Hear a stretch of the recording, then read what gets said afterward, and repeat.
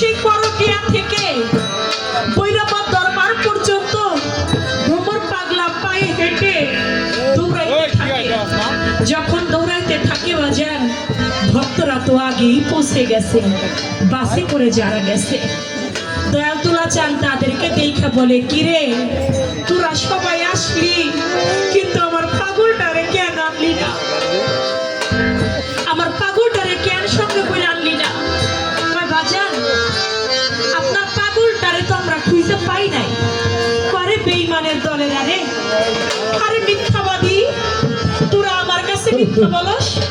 তোরা আমার ভ্রমর রে খুঁজে পাস নাই, তোরা আমার ভ্রমর রে পাইছস, কিন্তু তোরা তো টাকাওয়ালা, আমার ভ্রমরের তো কিছু নাই, এজন্য ওরে সঙ্গে করে নিয়ে আসস নাই। তোরা দেখিস আমার ভ্রমর আসবে, তোরা অপেক্ষা কর। ভ্রমর তো আমার পাগল আমার দরবারে ঠিকই আসবে।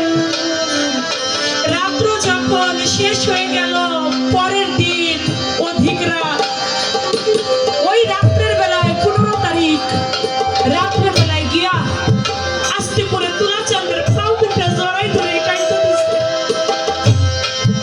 কাঁদতে দিয়ে কয়, জগতে এত গুরু দেখছি, তোমার মতো নিষ্ঠুর আর দেখি নাই আমি।